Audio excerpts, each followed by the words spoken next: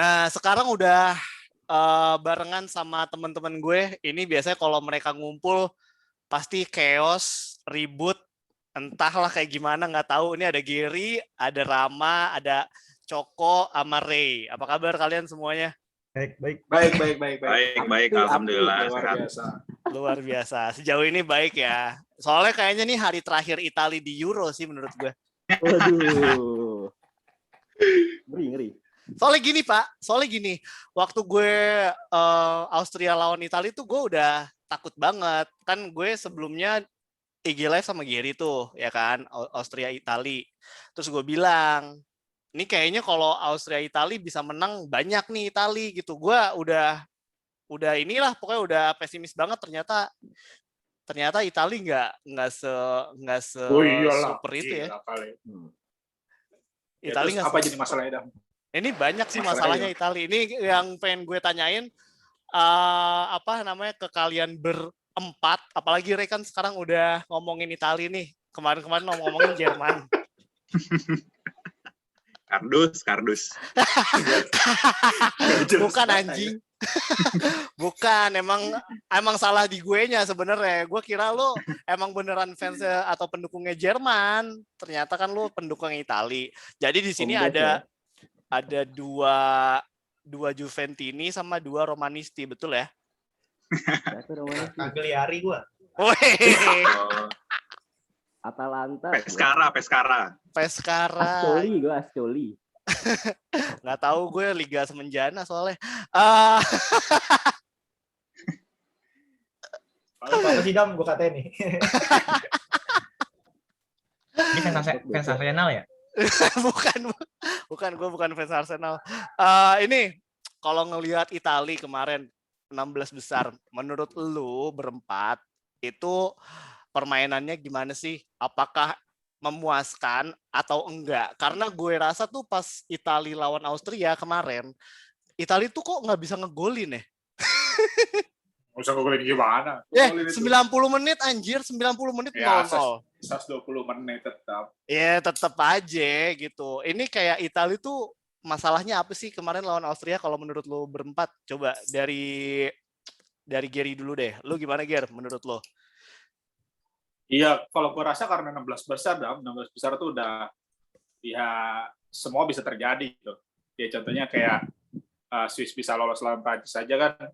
Ya udah fase knockout, semua bisa terjadi. Terus juga baik lagi sih masalah pengalaman juga sih. Rata-rata kan pemain yang dibawa kan juga yang gue bilang hampir 5 tahun berarti nggak ikut turnamen mayor terakhir 2016. Ya itu jadi mental ngaruh juga. 2016 di Prancis ya berarti kemarin. Terakhir di situ ya. Oke. Berarti menurut lo Italia tuh masih belum berpengalaman untuk memenangkan Euro. Secara mental pemainnya. Tapi kalau tradisi tim nasionalnya ya 4 bintang di jersey-nya ya udah jadi bukti mereka memang tradisi juaranya ya bagus. Ya maksudnya materi pemain secara personalnya, individunya. Yang di level klub kan juga beberapa pemain juga bukan yang maksudnya di luar dari Liga Italia pun juga paling yang dari Chelsea doang yang juara Champions League. PSG-nya sendiri ya ada si siapa? Verratti sama Florenzi kan. Ya prestasinya musim ini nggak ada kan, walaupun champion sampai semifinal. Itu paling. Kalau lu Ray? Kalau gue ngelihatnya lawan Austria kemarin sih emang gimana ya? Itu bukan permainan terbaik Italia sih. Jadi kayak menang di extra time itu kayak ya bisa dibilang hoki lah dalam tanda kutip gitu. Tapi lagi-lagi yang membuat beda itu ketika menurut gue ya Chiesa masuk itu udah bikin permainan Italia lebih beda lagi karena kan 90 menit buntu banget kan. 90 menit buntu pas Chiesa masuk itu sedikit ngerubah sih, jadi kayak ada perbedaan dibanding 90 menit sebelumnya. Jadi ya itu akhirnya dia bisa ngegolin, terus ditambah juga Pessina ngegolin, jadi ya walaupun sempat diperkecil ya sama Austria, tapi alhamdulillahnya masih bisa lolos sih, walaupun tipis gitu. Menurut lo kenapa Chiesa sama Pessina tuh dimasukinnya telat banget? Gue waktu waktu ini mungkin Gary bisa nambahin karena waktu game gue kan WhatsAppan sama Gary juga kan. Gary tuh udah bilang ketika awal babak kedua ini Chiesa masukin lah, tapi nggak dimasuk-masukin juga. Kalau menurut lu Ray, kenapa Chiesa itu late sub jadinya kemarin lawan Austria? Karena kan emang Chiesa menurut gue di Juve pun juga super sub ya, bisa dibilang super sub lah, nggak dapat menit bermain yang cukup banyak, tapi ketika dia dapat kesempatan ya nggak jarang juga bikin assist atau gol gitu. Jadi mungkin dia emang tipe-tipe orang yang ya udah nggak apa-apa gue cadangan dulu, tapi giliran gue main gue kasih yang terbaik gitu. Jadi nggak masalah, bukan starter itu bukan jadi masalah buat dia. Jadi kayak ya udah yang penting gue main gue kasih yang terbaik, dan itu yang dimanfaatin sama Mancini gitu. Jadi dia ngelihat ada potensi-potensi itu di lapis kedua Italia, dan dimasukin lah gitu. Dari Gary, lo ketika ngelihat Chiesa nggak dimasuk-masukin walaupun udah babak kedua, itu lo mikirnya gimana gitu loh? Enggak, soalnya di situ di kirinya Austria waktu itu ada antitesisnya si Alaba. Betul. Maksudnya Berardi itu susah nembus untuk one-to-one sama Alaba gitu. Makanya gue bilang, ini Alaba biarin aja lawan Berardi dulu sampai ibaratnya stamina dieksplorasi dulu sama si Berardi. Kelar emang kalau emang permainan udah buntu ya mau nggak mau Chiesa harus turun. Tadi yang Ray bilang emang Chiesa ini ya di Juventus itu jadi super sub gitu. Gol ya kalau nggak assist gitu doang. Berarti waktu lawan Alaba nggak bisa ngapa-ngapain. Mati. Ya mana ya nggak ada gol, nggak ada umpan, kreativitas minim juga. Akhirnya kan Italia nyerangnya dari sisi kiri lewat Spinazzola. Betul. Cok. Nah, dia mau ngambil apa gitu tadi? Gua panggil. Cok, lu kemarin gimana menurut lu Italia lawan Austria, coy? Dam, ini boleh ngerokok, Dam? Boleh lah, gila. Selau. Itu dilarang. Gue udah hidung ah. Kalau dari gue sih, selama ini Italia nggak pernah ketemu sama tim yang defensif segitu ketatnya sih. Seketat-ketatnya Turki, cuman koordinasi timnya si Austria lebih bagus aja. Oke. Terus menurut gue ya emang Chiesa tipikal kayak gitu. Sebenarnya Chiesa tuh sama kayak El Shaarawy gak sih? Kayak El Shaarawy nggak dipanggil, yang kerjanya lari-lari doang, dribble doang. Karena tipikal Berardi sama Insigne kan potek nge-shoot. Sedangkan yang ngumpan tuh selalu si Spinazzola. Baik. Ya kan, bener gak? Iya, dia yang nyisir lapangan sebelah kirinya Italia lah pokoknya. Yes. Nah, sedangkan gua juga agak riskan sama pemain tengah Italia sih. Dia pemain tengahnya Italia tuh nggak ada yang tipikal kayak 2006 Italia gak lu, kayak penyerangnya tuh tinggal umpan pendek ada, umpan jauh ada. Sedangkan Italia itu umpan pendeknya bagus, umpan jauh itu jelek anjir. Umpan jauh tuh kalau misalkan lagi game tuh L1 kok segitiga nggak sih? Bukan ya? Malah yang bisa umpan jauh tuh Bonucci sama Chiellini ini menurut gua. Karena kayak Verratti, Barella sama satu lagi siapa sih? Si Locatelli kan nggak main ya kemarin ya, starter. Satu lagi tuh, Jorginho. Ya. Nah, dia main tuh di 3 sisi itu aja. Lu berarti nggak? Kenapa? Mungkin ada yang tipikal kayak Zaniolo tuh yang berani nerobos dari tengah, mungkin aman sih Italia. Karena Barella tuh nggak ada yang berani nerobos sampai tengah kotak penalti loh. Barella tuh mentok sampai di belakang Immobile terus. Yes. Dan itu gue ngelihat banget di babak pertama terutama ya. Itu kan Austria bener-bener defense ya kan. Mereka masih ngelihat dulu nih Italia kayak gimana sih nyerangnya. Ternyata nyerangnya nggak gitu-gitu amat kalau gue lihat sih. Semuanya percobaan dari luar termasuk yang kena tiang dari si Immobile ya kan. Berarti lu nggak suka, bukan nggak suka, lu nggak puas sama tengahnya Italia, Cok? Iya. Nah, gimana ntar ketemu De Bruyne anjir? Ya, Belgia juga sama aja. Iya. Gua suka nih. De Bruyne cedera. Enggak, Belgia bagus karena ada Lukaku aja. Di counter ada yang masang badan segitu gedenya. Nah, Ram, kalau lu ngelihat Belgia, Ram, kalau dibandingin sama Italia, ini gimana? Terutama di tengahnya. Lu setuju nggak sama kata-kata Coko? Kalau kemarin pas lawan Austria, tengahnya Italia tuh mati banget. Kalau gue setuju 100%.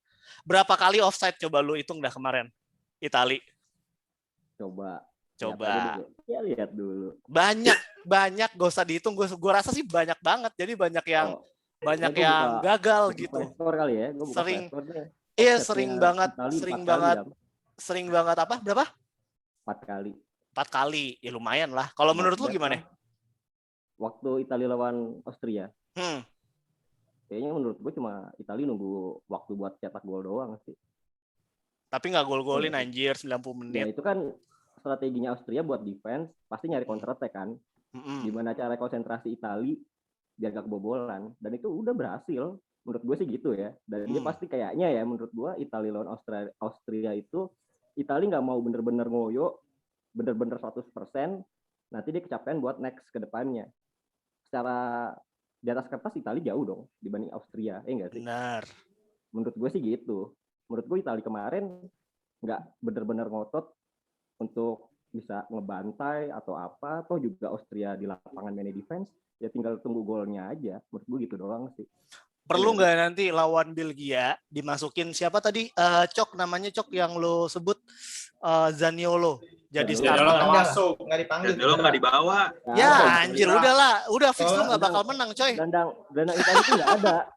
Nggak ada tiga gelandang Italia itu nggak ada yang bener-bener bisa jadi macam second striker macam Zaniolo atau zaman dulu.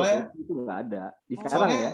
Tipikal 3 gelandangnya itu sama semua. Iya. Yes. Palingan cuman Cristante yang bisa jadi keyback, bisa ngesut jauh, cuman shootnya cacat. Walaupun berani ngesut ya. Cristante itu dia gelandang di Roma jadi back dia, Ger. Yeah. Bisa jadi back tengah, gelandang bertahan, gelandang sentral, gelandang serang juga bisa buat operan biasa kayak bener kata yang tadi. Itu umpan pendeknya bagus, umpan jauh. Santai kayak Florenzi, Ger. Main di mana aja mau aja gitu. Bagus doang ya. Iya, kalau si ini yang rambutnya putih siapa sih? Bernardeschi itu dia Bernardeschi. Expired. Dia lagi. Udah. Tapi di Itali dia gacor loh kadang-kadang orang. Enggak. 3 tahun yang lalu. 3 tahun yang lalu. Pas kualifikasi dan friendly match sebelum Euro. Itu gacor, nggak tahu kenapa, gue juga bingung. Tapi kan ini fase knockout, bro. Mendingin masukin bek kirinya Capriari, Ger. Beknya penyerangnya Cascara. Rabdori siapa ya? Ini kan soalnya gini cuy. Kan Coko udah bilang kalau tengahnya tuh kurang oke. Gue nggak tahu nih kalau Ray sama Gary menurut lu tengahnya oke atau enggak. Tapi mumpung De Bruyne lagi nggak ada nih kayaknya. Gue belum bisa mastiin ya karena belum ada line up resmi. Iya nih. Kira-kira Italia bakal ngambil inisiatif gak sih buat nguasain pertandingan dari lapangan tengah dulu? Siapa yang ngomong tuh? Silakan. Siapa yang mau duluan? Ini antara Ray atau Gary. Lu kan moderator ya, udah harus nunjuk nih siapa nih yang ngomong duluan deh. Iya, Gary boleh deh. Enggak, kalau kata gue kan emang nanti emang pertentuannya ada di lini tengah kan. Kalau misalkan Belgia masih main 3-4-3, ya ada 4 gelandang sama lawan 3 gelandang Italia gitu. Sebenarnya kalau dibilang tadi, ya baik lagi sih, kan gue bilang pas di pertama ada permainan Italia yang sekarang emang nggak lazim gitu, karena sedangkan kalau kita ngeliat Italia sebelumnya main long ball, terus juga main dari fullback gitu kan. Memang kalau dicari orang yang bisa long ball sejauh ini memang Bonucci doang gitu. Cil ini sebenarnya udah bukan emang nggak bisa gitu buat long ball. Memang yang bisa dilihat adalah Bonucci gitu. Gimana caranya defense gitu kan. Terus juga habis itu ngambil kesempatan buat long ball. Nah, kalau untuk lini tengahnya sebenarnya memang yang dicari ini kan ngisi ruang antara lini tengah sama lini belakang Belgia gitu. Dan memang yang tugas yang paling utama adalah di Verratti sebenarnya. Gimana caranya bisa ngacak-ngacak pertahanan lini tengah Belgia, kemudian di situ ada Barella yang bisa ngisi ruang antara lini tengah dan lini belakang dari Belgia. Nggak main cowok berdua. Udah beneran tuh. Serius lu? Wah. Fix ya nggak main ya? Wah, aduh, bisa-bisa nanti. Sebenarnya nggak masalah sih De Bruyne atau Hazard nggak main gitu. Kalau misalkan De Bruyne bermasalah sih buat gue sih. De Bruyne bermasalah. Yang emang kalau Italia yang lucu tuh ya, beberapa kali kalau ketemu negara-negara yang ibaratnya kelas kedua atau kelas ketiga memang susah buat menang gitu. Kadang-kadang ya. Tapi kalau misalkan untuk ketemu negara besar masih ada peluang gitu kan. Contohnya kalau beberapa edisi kayak ketemu Irlandia Utara, terus juga ketemu Romania waktu 2008. Ciesa jadinya jadi Starting. Oke. Boleh tuh kalau starting udah Wah, Ciesa lagi sih. Oke, lanjut Ger, monggo. Dan ya paling terakhir ada Jorginho sih. Gimana caranya bisa ngatur? Ada Adit. Lah ada Adit. Tempo permainan. Woi Adit, apa kabar Adit? Pasang-pasang anjing kayak perawan. Gimana, Ger? Tadi ya, lu bilang apa? Jorginho sih. Jorginho bisa jadi ngatur tempo permainan. Di antara Jorginho. Iya kan Verratti, Jorginho sama Barella. Kemudian kalau Katelli sih jadi super sub lagi sama Chiesa, Pessina kan. Ya tadi Verratti untuk ngacak-ngacak, terus juga paling Jorginho untuk ngatur tempo permainan juga sambil bantu buat defense juga nanti. Ray, setuju dengan apa kata Gary atau ada yang pengen lu tambahin beberapa buat tengahnya Italia? Ini mumpung De Bruyne sama Hazard-nya nggak main nih kayaknya. Iya benar. Hampir pasti De Bruyne sama Hazard nggak main. Nah ini harus dimanfaatin sama Italia kalau menurut gua. Asal Jorginho bisa memberikan kenyamanan buat Verratti ngacak-ngacak pertahanan Belgia itu udah ini nilai plus banget buat Italia. Nanti penyerang Italia bisa ya udah enak banget kayak nyari ruang, syuting-syuting itu udah enak kalau kayak gitu. Nah, De Bruyne sama Hazard ini kan apa ya ibaratnya tulang punggung lah ya di Belgia. Nah, dua orang ini nggak bisa main sekaligus kemungkinan besar. Nah, ini justru yang harus dimanfaatkan dengan baik oleh Mancini sebagai pelatih biar bisa nih ngambil keunggulan lebih cepat. Syukur-syukur di babak pertama bisa ngegolin gitu. Kayak ya udah kalau misalnya babak pertama ngegolin seenggaknya udah bisa napas lah gitu. Entah babak kedua ada pergantian strategi dari Belgia ataupun dari Italia sendiri.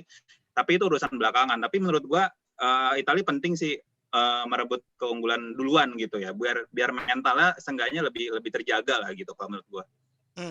Ger, Verratti so far bagus gak sih? Soalnya banyak juga yang bilang kalau Verratti nggak main bagus, apalagi pas lawan Austria kemarin. Iya, kan dia kan juga habis kelar dari cedera juga dong. Oke. Terakhir lawan Wales itu kan dia kan memang benar-benar baru pemulihan dan kalau dalam kondisi terbaiknya Verratti pas bola di tahun 2016 ya dia ikut dalam skemanya Conte waktu itu ya berjalan. Rama, sorry Ger, dipotong sebentar. Ram, lo tadi langsung gatel tuh waktu tahu Hazard sama De Bruyne nggak main dari Coko. Ini gimana menurut lo Belgia deh, kalau lo lihat dari sudut pandangnya Belgia, kira-kira apa yang bakal mereka lakuin kalau misalkan De Bruyne nggak main? Karena juga Italia sampai sekarang belum terbukti sih sebenarnya tengahnya seperti apa. Kalau dari line up Belgia sebenarnya penggantinya nggak jauh sih. Ada Mertens, ada Carrasco, enggak sih? Carrasco bukannya lebih ke ini ya, bukannya lebih ke sayap ya, Ram? Sayap. Iya, sayap. Tapi kan di sini kan fokusnya Romelu Lukaku, Dam. 3-4-3, kalau di lapangan itu bisa jadi 4-3-3, Munirnya bek kanan, jadi Vertonghen bek kiri, tapi dia nggak nyisir ke kiri, karena di situ Thorgan Hazard. Jadi si Vertonghen itu lebih ke tengah, bareng sama dua bek lainnya. Sedangkan Munir karena memang dia punya agility, kelincahan dan kecepatannya oke juga, dia maju mundur tuh.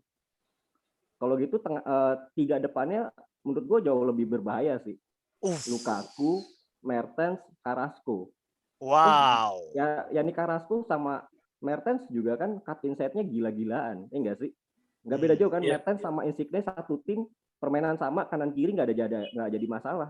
Kaki kanan kirinya jadi belok-belok. Kira ini main hari ini. Beneran tuh dia. Bagus kalau Chile main sebenarnya. Oke. Saya menarik agak ngasih kenyamanan ya buat Donnarumma. Jadinya kan Donnarumma kan masih muda. Dia kayak veteran semua. Harusnya bisa dijaga tuh konsentrasinya. Beda cerita kalau man to man nih. Back Itali lawan Lukaku 1-1. Nggak tahu ya kalau beda langkah kan pasti jauh tuh. Kalau misalnya benar-benar nempel ya bisa lah pasti. Chiellini sama Bonucci. Kalau nempel gitu nggak mungkin bisa gampang dilewatin juga. Cuma kalau misalnya kayak skema serangan balik bahaya tuh. Dari Belgianya serangan balik. Serangan balik dari Belgia. Oke. Cok. Feeling gua Oke, siap. Gua itu gelandangnya si Belgia bakal nahan agak ke dalam 2. Si Witsel sama ini dong Tielemans. Menurut gue ya, jadinya malah si siapa tadi Thorgan Hazard malah masuk jadi AMF. Feeling gue ya. Kalau misalnya ada Chiellini terus si De Bruyne sama si siapa tadi Eden Hazard nggak masuk menurut gue ya. Tapi IMF-nya agak ke kiri dia larinya. Arsenal bukan dulu ya, kemarin Arsenal di Arteta kan kayak gitu kan, Granit Xhaka. Posisinya back kiri dia. Tapi lebih ke gelandang. Sedangkan ini kalau si Thorgan Hazard dia lebih ke nyerang. Kayak gitu sih. Kira-kira skemanya bakal kayak gitu ya kalau si Belgia ngakalin nggak ada De Bruyne sama Hazard. Cok, dari lu gimana nih dengan situasi terkini? Chiellini ternyata main, De Bruyne, Hazard nggak main. Ya sama aja dah. Mau main juga terkalah sama Italia. Karena yang bisa ngalahin Italia siapa? Gini, kerennya doang. Gue suka banget nih.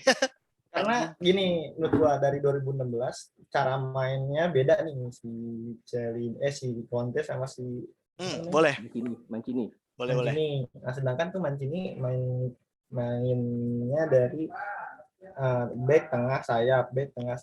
Sedangkan si Conte itu manfaatin back sayap sama strikernya tuh di sayap, bukan di second striker ya kan. Kalau kayak sekarang nih, dulu tuh pas zamannya Conte, tau gue tuh Insigne tuh lari terus. Malah sering main bola tuh di tengah-tengah itu, di tengah kotak penalti, entah hidung umpan tadi ngesut, sering tuh kayak gitu si Insigne. Nah, kalau sekarang dia lebih abis lari ke pinggir lapangan, langsung lari ke tengah si Insigne-nya. Yang masuk tuh malah si Spinazzola ataupun yang samping siapa, Di Lorenzo ya? Di Lorenzo.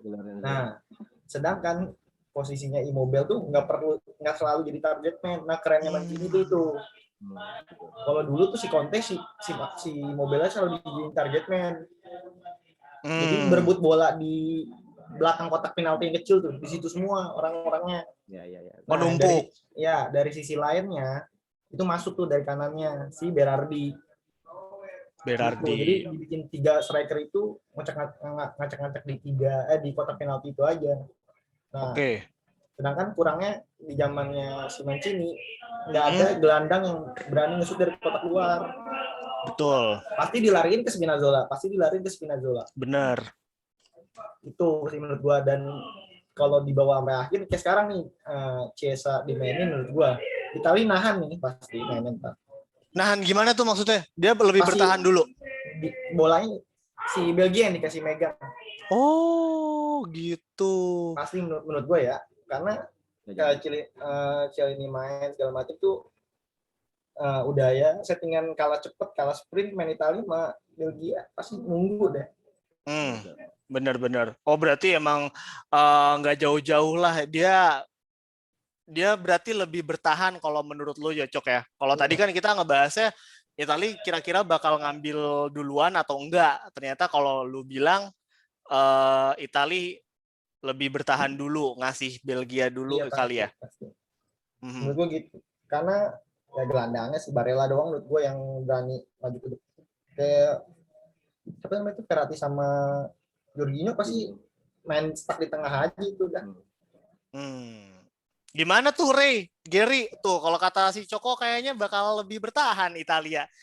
Mengecewakan lah kalau kayak gini. Lo udah dikasih nih ya, lo udah dikasih kesempatan emas. De Bruyne kagak main, malah lo. De Bruyne main, dude. Ya ini kan main. Ini kan masih Hazard doang. Oh gitu.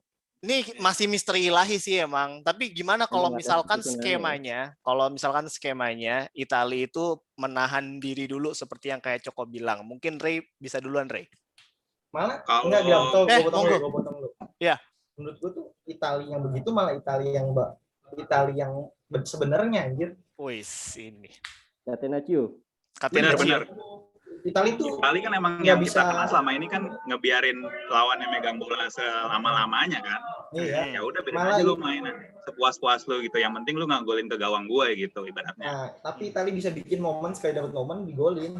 Betul. Nah, ada kesempatan langsung gerak cepat, ya itu kesempatan Italia buat ngegolin. Nah, tapi balik lagi penggantinya Hazard atau De Bruyne yang line up sekarang ini menurut gua belum terlalu sepadan lah. Sama ini ini nggak sepadan sama De Bruyne sama Eden Hazard. Jadi ini harus bisa dimanfaatin sih, kayak ya udah ini kesempatan emas lu, kayak kapan lagi lu nggak ketemu De Bruyne sama Hazard langsung di starting, ya udah lu harus manfaatin menangin di tengah dulu. Kalau dari lini tengah menang, enak lah nyerangnya gitu. Bertahannya juga gitu. Jorginho juga harus bisa menjaga kedalaman lah, kayak biar aman gitu. Strikernya biar tenang gitu nyerang di depan tanpa harus mikirin defense gitu. Ger? Kalau kata gue tetap bakal main ofensif sih, Dam. Maksudnya dengan skema yang dibawa oleh Mancini. Maka kan yang gue bilang di podcast sebelumnya, Catenaccio yang dimasuk itu sekarang adalah bertahan yang paling terbaik adalah dia menyerang gitu. Makanya sejauh ini hanya 1 gol yang bersarang di gawang Itali. Emang kan ketika posisi menyerang itu kan shape-nya bakal 3-2-5 ya. 3 di belakang itu ada Bonucci, Chiellini sama Di Lorenzo. 2 kemudian Jorginho, Verratti. Kemudian 5 di depannya. Dari sebelah kiri ada Spinazzola. Terus ada Insigne. Terus ada Immobile, setelah Immobile ada Barella, baru di kanan ada Berardi. Maksudnya dia bakal bawa shape itu 3-2-5 gitu. Dan gue rasa kalau untuk bertahan dengan tipikal pemain yang ada, dengan ya Chiellini, Bonucci, stamina yang mungkin udah nggak semaksimal waktu umur muda. Dan di sisi lain, Bonucci dan Chiellini sering ngelakuin blunder. Di Juventus pun juga sering melakukan itu, dan menurut gue bukan tipikal kayak yang back kuat macam Cannavaro yang memang ya serang gua sekenceng-kencengnya gitu. Iya, karena nggak ada matinya gitu kan. Sedangkan Bonucci dan Chiellini ini kadang-kadang clearance bola pun juga ngasal gitu kan. Juga back pass bola pun juga kadang-kadang suka ngasal gitu. Ya kayak kemarin contohnya kan pas kontrol yang lawan Austria yang akhirnya ke counter attack. Itu klasik Bonucci banget itu. Jadi gua rasa kalau untuk mereka bertahan tadi nggak mungkin. Terus juga dari segi postur pemain pun juga bisa dibilang bukan ada pemain yang tipikal yang besar dan gede, apalagi di depan Belgia ada Lukaku gitu. Di depan Belgia Lukaku, jadi kayak nggak mungkin kalau untuk bertahan sih kalau kata gue. Tetap ofensif. Monggo Cok. Striker tuh ketemu 2 orang itu stres ya. Iya emang ya. Mau dia bikin blunder pasti strikernya yang stres. Kalau menurut gue bener sih Joko sih, Itali bakal ngambil bertahan dulu sih. Oke, monggo. Karena menurut gue kalau secara bermain terbuka tetap Belgia yang nyerang, nggak usah diambil supaya Belgia yang nyerang, Belgia bakal ambil nyerang duluan. Menurut gue ya, komposisi pemain di tengah aja secara postur dulu deh. Postur Verratti, Jorginho, Barella dibandingin Tielemans sama Witsel, 2 orang doang aja. Cilik-cilik ya. Postur doang ya, gue postur doang. Kalau kualitas kan beda lagi, di lapangan beda lagi. Benar. Iya sih. Terus Torgan Hazard, menurut gue underrated sih dia. Bagus itu Torgan Hazard. Iya sih. Dia main taruh di belakang aja, dia bisa golin 2 loh. Betul. So far dia udah ngegolin 2 ya di Euro 2020. Grupnya siapa dulu, Ram? Itali juga Cok. Sama kayak Itali dong. Itali juga. Nah, kalau ngomongin grupnya siapa, balikin lagi. Sejauh ini Belgia sama Itali sama. Sekitar 30 pertandingan lawannya sama aja, nggak ada yang bagus. Itali unbeaten berapa kali itu? 3-1 ya. 3-1. Kalau dilihat gue pas diajak Adam, gue kira lihat unbeaten lawan siapa aja sih? Anjir. Yang Belanda lawan Belanda itu juga seri nggak sih di Nation UEFA kemarin. Sedangkan Belgia sama aja. Dia bahkan pernah kalah sekali lawan siapa ya? Belanda juga atau lawan siapa gitu. Sisanya lawan-lawan negara yang di atas kertas jauh, enggak sih? Bahkan bisa explore Belgia sama Italia mau mainin yang lagi jago nih pemain muda, mainin aja. Toh lawannya misalnya kayak San Marino, enggak sih? Andorra, enggak sih? Cyprus. Iya kan? Ayu dia pemain bola. Armenia di grup apa sih yang kualifikasi itu? Iya sih. Nah, ini bener-bener kalau menurut gua ini bener-bener pembuktiannya Italia. Kalau Belgia menurut gua masih jelas karena sebelum pas 2 tahun belakangan lawannya berat-berat dan dia konsisten dong di FIFA rankingnya 1. Sih? Betul. Itali sebelum kemarin Piala Dunia ya jauh berapa dia ranking FIFA-nya? Ya. Dia bisa naik gara-gara itu tadi. Unbeaten lawannya tim-tim jelek, dia pun nggak bakal naik jauh karena lawannya pun secara koefisien FIFA sedikit. Nggak sih? Nah, ini kalau menurut gua Italia akan bener-bener nggak kelimpungan sih. Cuma bener-bener dia harus fokus ngelawan tim kelas utama nih, bener-bener kandidat juara. Gitu. toh ada Chiellini Bonucci, benar juga kata Gary, itu kayaknya nggak menjamin benar-benar menjamin lo ya udahlah lega gitu. Ya nggak sih? Konsentrasi mereka bukan mereka berdua itu udah nggak 100% kayak 5 atau berapa tahun yang lalu. Nah, tapi sama juga Belgia juga kan, Vermeulen, Vertonghen, Sergi Alderweireld umurnya sama cuy, 34, 33, 32. Iya. Sama. Dan gue kaget loh. Kipernya sama-sama muda. Yes. Courtois sama Donnarumma. Betul. Menurut gue itu bisa harusnya saling melengkapi. Nah, gue satu lagi, kalau dari segi penyerangan Italia, dari yang gue lihat di kompetisi aja ya, dengan pemain yang ada ini, dia itu kan mainnya kayaknya short pass, tapi ada long pass-nya. Setiap kali long pass ngasihnya itu dominan ke tengah, agak ke kiri. Iya nggak sih? Lo nyadar nggak? Yes. Tengah agak ke kiri semua. Jadi kayaknya benar-benar Italia itu benar-benar ngandelin Insigne di sebelah kiri.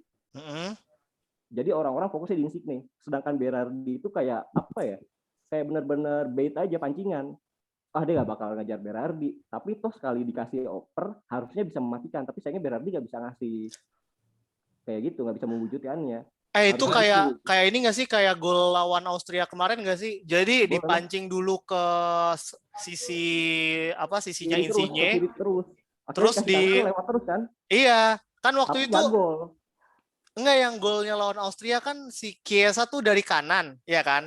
Alaba waktu gue lihat replaynya tuh dia ke kiri semua, cuy. Iya, semua ke kiri. Pas gitu. Lo mau dikasih waktu 45 menit awal, 60 menit awal, ke kiri semua, fokusnya hilang, cuy. Jadi bawahnya kalau pengen long pass dari tengah, pasti ke situ tuh. Fokusnya udah ke sana. Padahal arah bolanya malah ke kanan.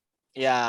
Kalau Chiesa tadi yang di awal, Chiesa kenapa nggak dimainin di awal-awal? Itu faktor umur sih. Kalau dia main dari awal, takutnya dia meluap-luap kompetisi besar pertama dia nggak sih ini? Yes. Iya kan? Takutnya kartu kuning cepat, apalagi kartu merah. Menurut gue sih gitu. Makanya kasih Berardi juga umurnya juga nggak umur yang tua juga kan, baru 26. Dan dia itu dari umur 19 tahun udah bagus di Sassuolo. Cetak gol udah di atas 15. Dan sekarang jadi kapten di Sassuolo. Nah itu dia, maksudnya Berardi dijadiin starting line up, harusnya secara mental dia bagus. Mimpin klub walaupun klub mediocre ya. Tapi dari umur muda dia sudah memimpin tim. Dan ya lumayan lah. Nggak di papan bawah, papan tengah. Sassuolo bagus, walaupun pemain keluar masuk. Nah itu fokusnya, harusnya Belgia juga secara pelatih dan strategi tahu lah Italia mainnya kayak gitu terus. Antisipasinya sih. Oke. Italia bisa kalah gini, Ram. Kalau tim lawannya tuh nyerang selalu dari sisi yang sama, dari Spinazzola. Karena Spinazzola tuh malas pulang, malas balik. Lah ini bukannya masalah klasik ya buat winger-winger yang kita tahu. Beda lah, Alaba udah berkemungkinan nggak sih di belakang. Italia malah main 3 back, berkemungkinan nggak sih? Malah jadi Acerbi, Bonucci, Chiellini. Gimana Cok tuh menurut Rama? Wingbacknya macam kayak Pessina dijadiin wingback atau di Lorenzi? Nggak mungkin anjir. Spinazzola jadi wingback, jadi backnya 5. Mana pernah Mancini main 3-5-2? Iya makanya sih. Tapi kalau lihat dari kalau 3-5-2 oke deh. Kalau 3-4-3 kayak Mancini goblok. Anjing. Enggak, 5 back 5. Oh, backnya 5. Iya, back 5. Jadi maksudnya 3 di tengah, back 3 di tengah Acerbi, Acerbi, Bonucci, Chiellini. Iya. Kalau main di siapa? Berarti Insigne nggak main. Luka Toni. Iya, kan itu pakai target man. Oke. 5-2. Kecuali tuh siapa tuh penyerangnya Sassuolo, Caputo tuh mau tuh masukin tuh. Masuk Caputo. Enggak lah, enggak ada dicoret pas terakhir. Kalau itu masuk kali ke 5-3-2. Kayaknya ketakutan banget ya kalau dia main sampai kayak gitu Italia. Enggak, malah penyerang-penyerang yang kayak gitu kali menurut gua. Udah tua, cuman depan gawang tuh kena kaki dia gol aja. Kalau Italia sampai mainin bener-bener Acerbi ini Bonucci, kayaknya terlalu kayak ketakutan gitu nggak sih? Malah gue lebih seneng nih malam. Ini suara apa sih? Ini Gary nih, Ger. Orderan dia.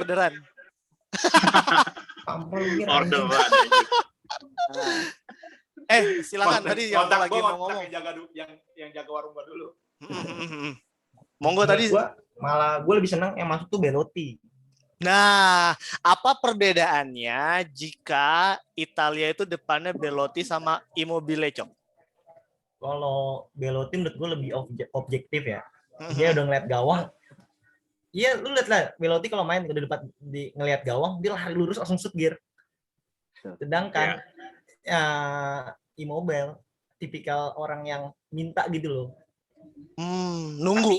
Tapi kalau dapat bola juga entah itu dioper lagi, entah itu di-shoot atau enggak ya. Cuman jarang sih gue ngeliat Immobile berani nge-shoot itu. Kalau Belotti itu sama kayak Lukaku sebenarnya. Ngeliat gawang nih, udah dia egois. Emang striker egois aja gitu. Setuju.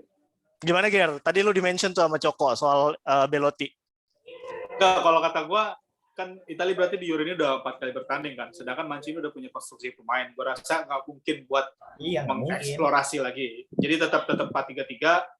Kemungkinannya hampir sama dengan Austria, kecuali Acerbi bakal diganti Chiellini, karena emang ya tadi gue bilang antitesis si Lukaku ini adalah Chiellini yang bisa benar-benar man-to-man markingnya gitu. Sedangkan nanti sisanya Bonucci tinggal clearance bola sambil long ball. Gue rasa nggak mungkin kalau misalkan gue rasa nggak mungkin kalau misalkan 4 game dia udah punya konstruksi pemain seperti itu yang bagus, terus tiba-tiba dia eksplorasi dengan tim sekelas Belgia, kayak nggak mungkin sih. Portugal buktinya Bruno Fernandes cadangin. Dari tahu ya. Jadi itu Bruno Fernandes loh. Tapi itu game pertama kan.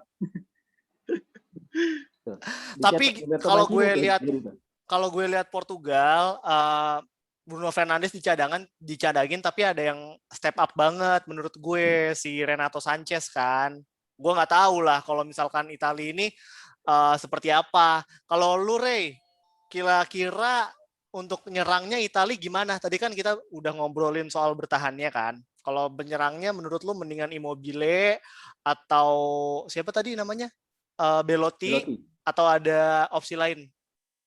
Kalau gue sih udah terlanjur suka ya sama trio di depan, Immobile, Insigne sama Berardi. Itu udah tuh, kayak ya udah. Ray, Berardi tuh bagus apa sih? Nggak, yang dibilangin sama Rama tadi bener banget, itu harus itu sebuah keuntungan buat Italia punya Berardi gitu. Pertama, dia masih muda. Kedua, dia seenggaknya mentalnya udah terjaga di liga. Dia dikasih kesempatan untuk jadi kapten gitu di Sassuolo gitu, dan ya buktinya juga dia ngegolin juga lumayan banyak di Sassuolo kan. Ngasih assist juga banyak di Sassuolo, dan itu juga harus dimanfaatin sama Italia. Jadi formasi 3 di depan Berardi, Insigne sama Immobile ini udah kayak setelan lah, udah setelannya gini, nanti kalau misalnya ada perubahan di lapangan ya udah gampang, gue bisa masukin Belotti, apakah mungkin Raspadori, gue penasaran banget sih Raspadori. Gue pengen dia dikasih kesempatan menit bermain sih sama Mancini, tapi kayaknya untuk lawan Belgia agak sulit sih mungkin, tapi ya bisa aja gitu. Jadi menurut gue tiga kalau menang 3-0 kayak bisa masuk ya. Bisa. Waduh anjir, menang 3-0. Udah aman banget bisa itu. Iya. Sirigu main kayaknya itu udah menang 3-0. Meret lah Sirigu. Oh iya, Meret, kasih kesempatan Meret, benar. Main menang 9. Oh iya, oke ya kalian. Anjir. Berarti untuk belakangnya Chiellini tuh fix main apa enggak sih? Gue masih bingung deh. Chiellini tuh bakal main atau enggak? Di foto trainingnya dia udah latihan bareng sama tim, dan Florenzi cedera. Kenapa Florenzi emang cedera?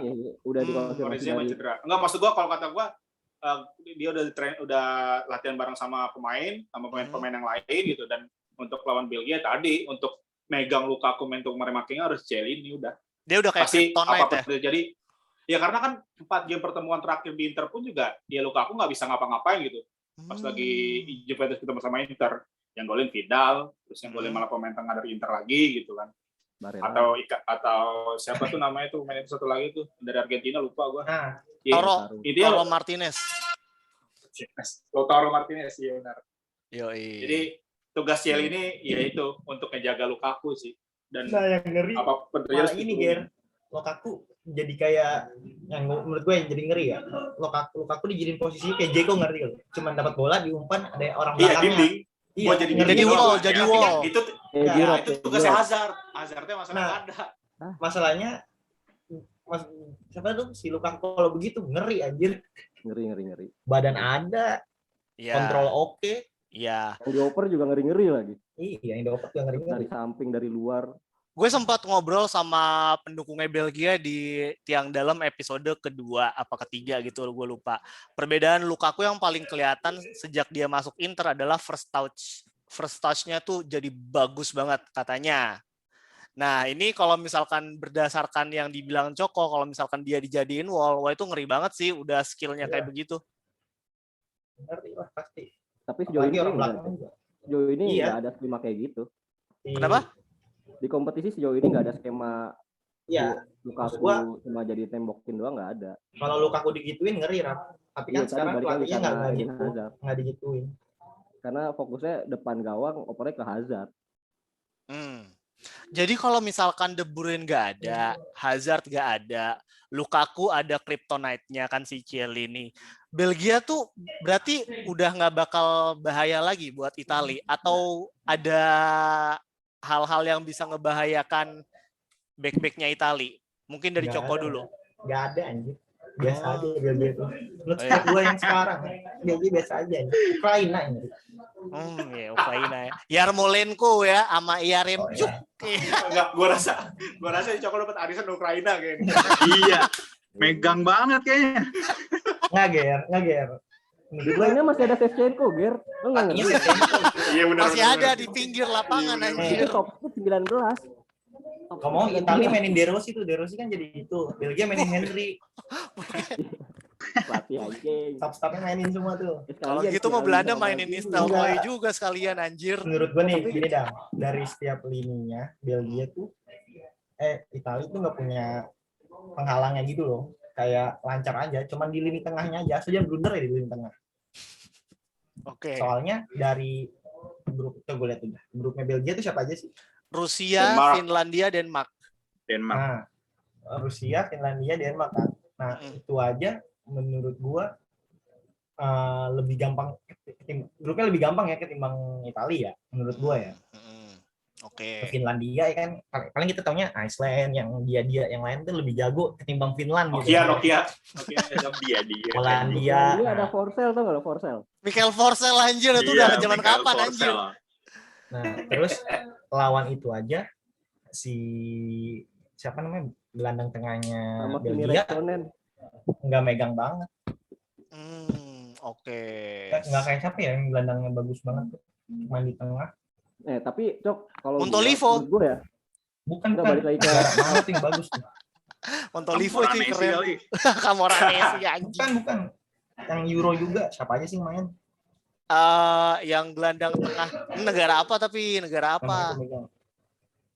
Gelandang tengah yang itu Swedia. Forsberg tuh. Iya tuh orang gila tuh anjir. Emil Forsberg. Iya, bikin peluang terus ya, asal nendang terus. Iya, nendang terus. Mainnya sangat keren anjing. Tapi bahaya anjir tendangan dia anjir Emil Forsberg. Nedam. Gue mau balikin lagi omongannya si Coko, kalau pemain Belgia itu nggak ada apa-apanya kalau nggak ada De Bruyne sama Hazard. Oke, menurut gue silakan. Si Dries Mertens sama Carrasco itu nggak bisa diremehin sih menurut gue ya. Tapi kalau di tim memang kalah pamor. Nah itu dia jadi underrated karena di tim kalah pamor dia. Di klubnya dia kalah pamor. Apaan kalah pamor lu? Carrasco starting di Atletico. Ya maksudnya sama dia kan bukan penyerang utamanya, Cok. Kan yang ditakutin karena nggak ada yang mau golin kan, nggak ada yang bisa golin kan.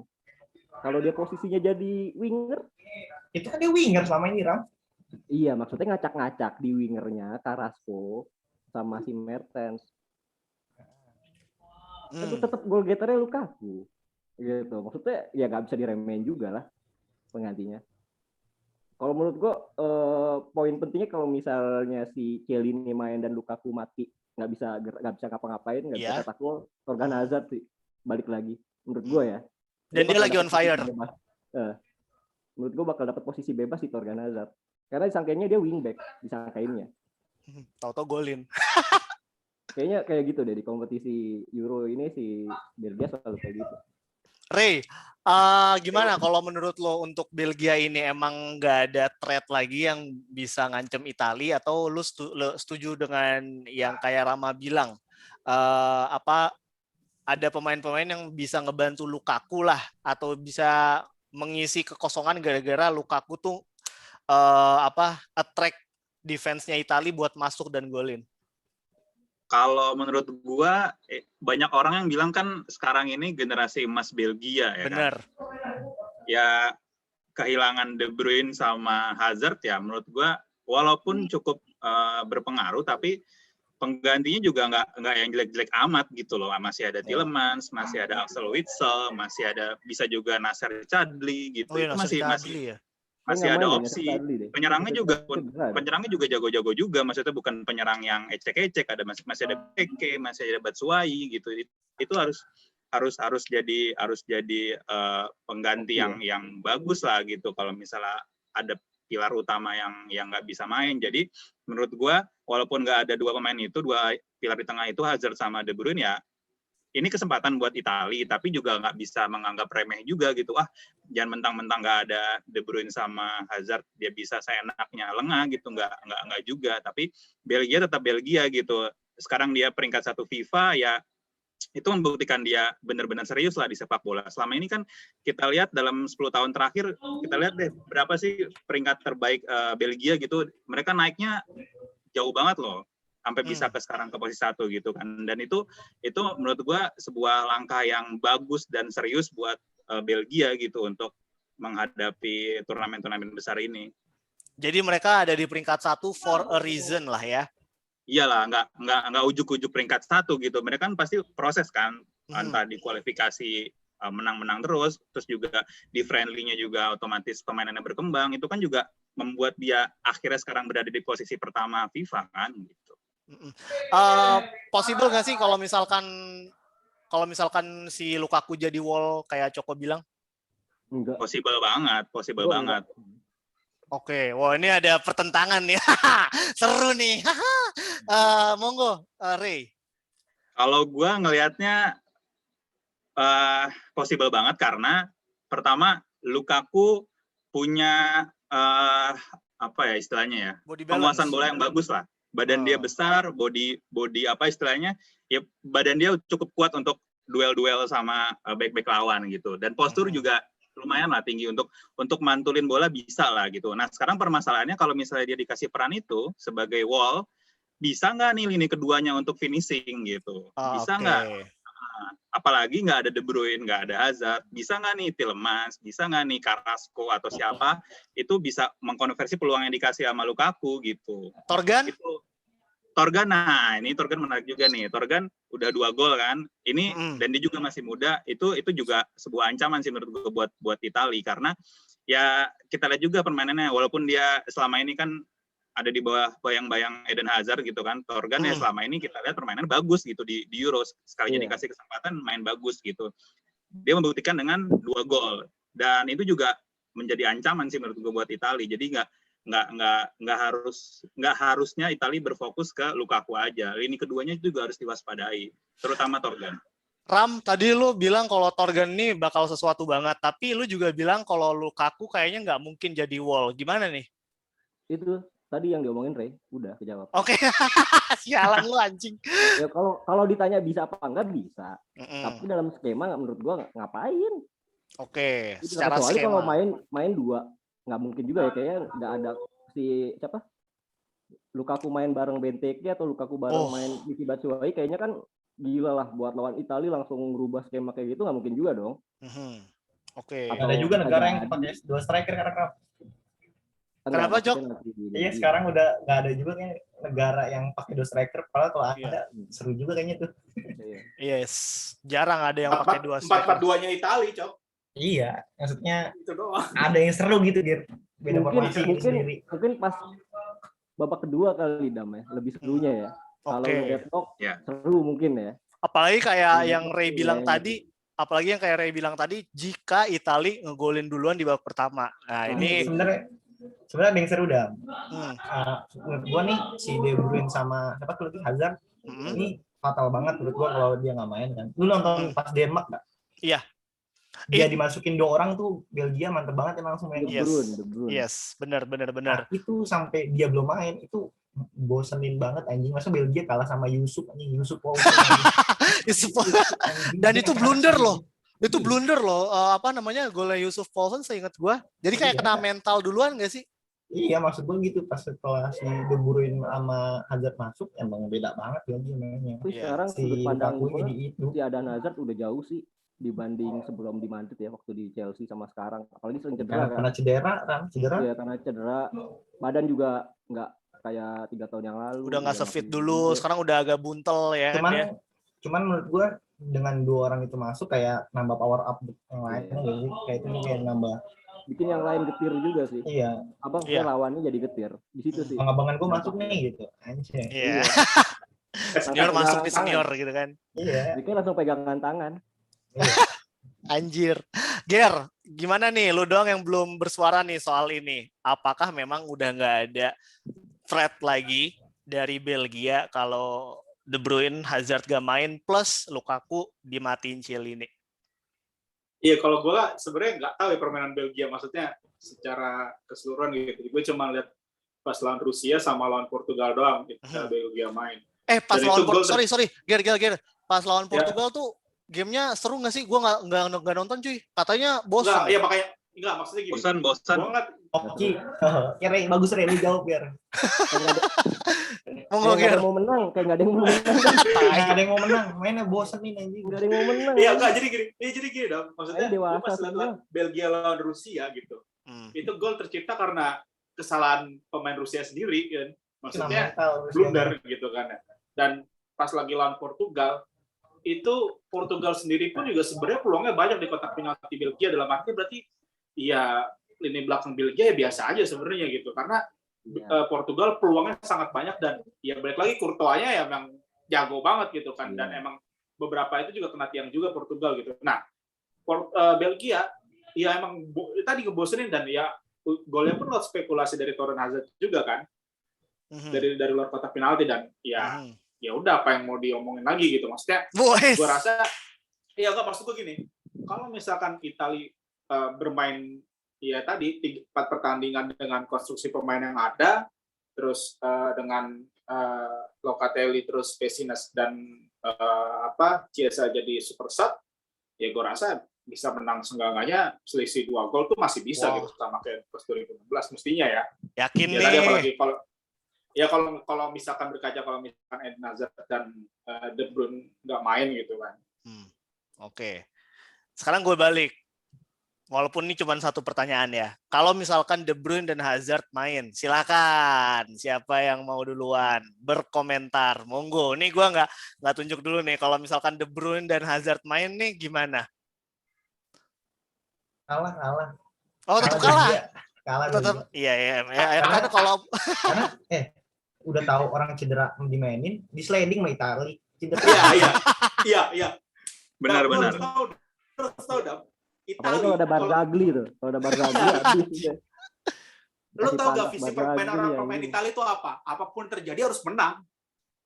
Itu bener kata Coko. Dia tahu nih, wah orang lagi ringkih. Gimana caranya? Udah korban 1 orang buat kartu kuning, buat cederin De Bruyne. Mana ini kaki kirinya cedera? Diinjek itu bisa-bisa itu nanti. Iya, betul. Oke. Italia kayak gitu. Zaman dulu mental Italia yang penting adalah menang aja. Gimana caranya lo menang, makanya. Kenapa Pepe itu cocok jadi orang Italia? Pepe itu cocok jadi orang Italia. Iya. Makanya 2006 ada yang bisa panas-panasin Zidane kan, Materazzi kan, ya itu mental mereka apapun yang terjadi, gimana pun caranya harus menang. Bener kata Coko, bisa-bisa ngorbanin 1 orang, incer tuh kaki dia gimana caranya biar sengkle. Iyalah, sengkle. Iya, tadi itu Italia banget sih. Ram, tadi lu mau ngomong apa, Ram?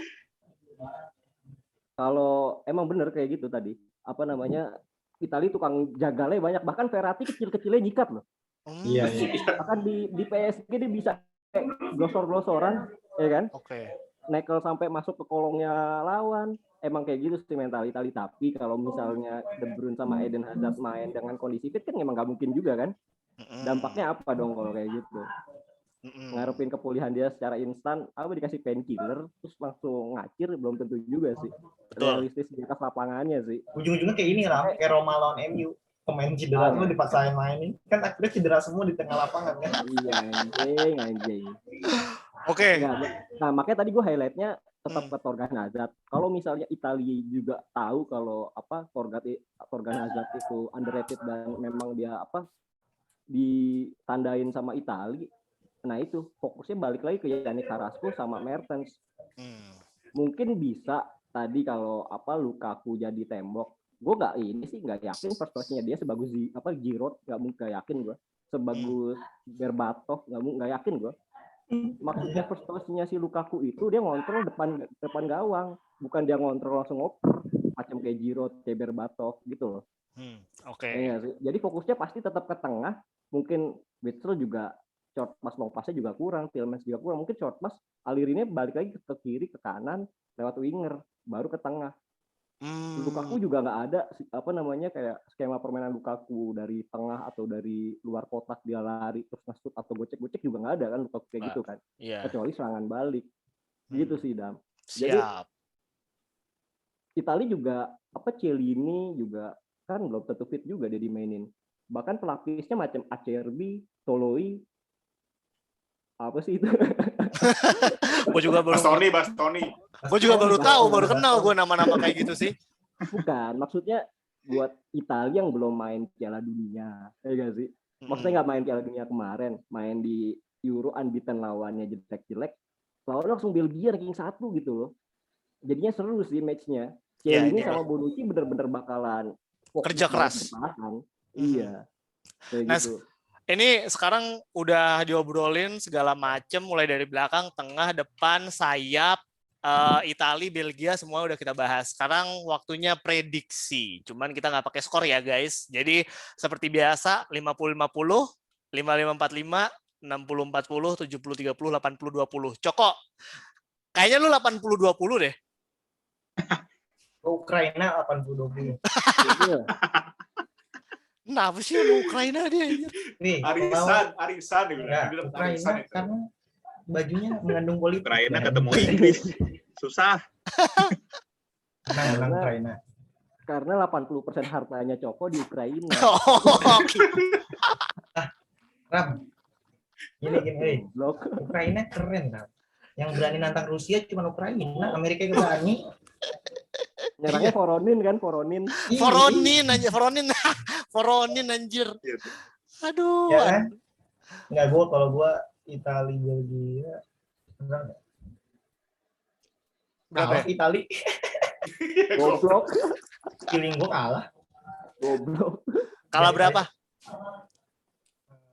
Ada nggak pakai skor gimana? Nggak pakai skor. Oh iya, ya kan. Berarti 5-5-4-5 buat Belgia nih kalau dari lu. Enggak. Gue 90-10 Italia. Wih, sedap. Forza. Jadi 10% kan kemungkinan kalah tuh, pasti kalah kayaknya. Bodoh amat. Prediksinya fans berkata ya itu, Mas. Yoi. Ger, dari lu gimana? 50-50? 55-50? Ya lu di sini isinya fans Italia ya pasti jawabnya kalau nggak 60-40, 70-30 ya 55-45 yang jelas banyaknya buat Italia. Iya. Bentar gue potong. Menurut gue nih ya, kenapa Italia sekarang beda? Karena klubnya rata. Kalau dulu kan Juve banyak banget tuh di timnas Italia. Oh iya. Sekarang rata gitu di Serie A. Terus menurut gue jadi lebih bagus aja variasinya. Kalau dulu kan Juve lebih bagus Juve. Apa lebih enak ditonton? Lebih bagus lah menurut gue. Karena kalau pas banyak main Juve tuh mainnya kayak nahan gitu, defense kan Juve banget gitu. Ya jadinya kayak udah nonton Juve gitu ya. Iya, kayak nonton satu klub, Iya. Jadinya yang bukan fans Juve males ya. Wah, curhat banget itu. Wah, ada De Rossi nonton. Sama kayak 2006, Ram. De Rossi nggak main, oke. Ya, 2006 kan semua pemain squad Italia kan dari Serie A semua tuh. Dan si pemainnya juga campur semua kan. Kalau 2016 kan enggak. Lebih banyak kan emang pemain Italia gitu. Jelas tuh. 3 back, 1 kiper Italia, Juventus gitu kan ya. Marchisio Italia gitu, Juventus gitu kan ya pas 2016. Nah, pas 2006 itu lengkap kan semuanya, Fiorentina ada, Roma ada, terus juga Barzagli waktu itu masih di Palermo atau di mana gitu. Ada yang masuk juga di situ. Terus juga Buffon Juventus, terus juga Zambrotta waktu itu masih di Juventus juga gitu. Grosso di mana ya? Grosso. Enggak, belum. Grosso. Di ini Parma. Enggak, masih di luar itu 2006. Masih di luar. Oke. Jelas masih Serie A semua tapi Ram. Ya, 2006 tuh. Berarti ada kesamaan nih. Gue masih SMP, 2006. Iya, sama. Iya, gue masih Berasa. SD, lu udah SMP. Lu udah SMP, gue udah masih SD gue. Tapi lu lebih jagoin Itali seberapa besar? 55-45 atau 60-40, 70-30? 60-40 lah. 60-40. Dengan selisih berapa gol? 90 ya. 2 gol. 2 gol tadi ya. Oke, noted. Ray? Gue karena Belgia kemungkinan besarnya nggak mainin dua pilar di tengah itu, Hazard sama siapa namanya, De Bruyne. Jadinya prediksi gue ya lebih ke Italia lah. Pasti. Mungkin kalau gue prediksi tipis aja lah 55-45 buat Italia. Siap. Terakhir, Ram? 3 udah pada jago Italia semua nih. Wih, itu tadi si Coko lebih jagoin Belgia, cuman 90-10. Gue jagoin Belgia kalau penyerangan Kevin Durani. Itu udah lewat anjing. Jerman. Itu udah lewat.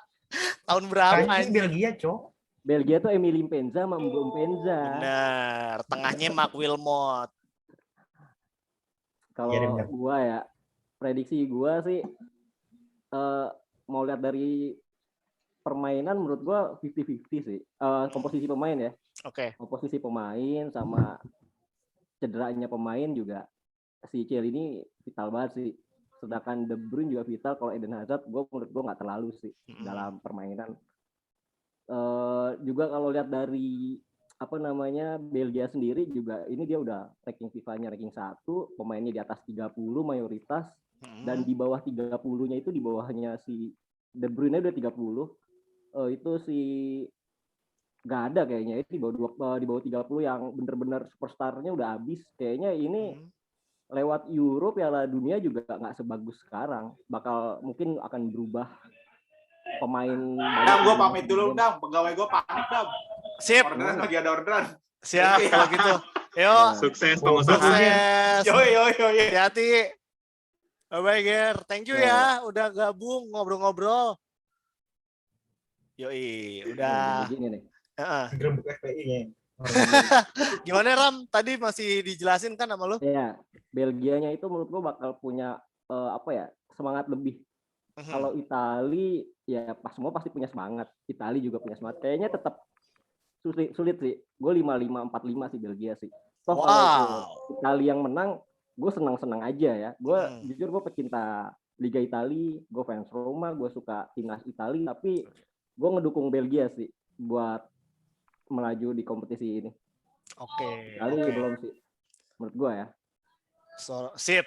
Tadi juga dilihat kayaknya alasan lu sangat objektif juga sih. Tapi keren-keren semuanya di sini hari ini. Udah lewat 1 jam cuy. Kita ngomongin ginian doang. Jadi thank you banget Coko, Rama, Ray, sama Gary juga udah mampir ke tiang dalam guys. Thank you ya. Thank you. Sama-sama Dam. Thank you. Nanti kalau misalkan aja cuy. Bagian Gary diedit aja di cut. Enggak lah anjing. Kagak lah gila. Nanti kalau misalkan Itali ketemu Spanyol, nah kalian bakal gue temuin sama teman-teman gue yang pendukung Spanyol. Nah, nanti ntar kita lihat deh itu. Fans Spanyol baperan, males. Iya. Iya. Sukanya suka Spanyol pas 2010 doang ya Ria. Kardus ya namanya juga suka telenovela kan ya, mungkin emang baperan jadinya.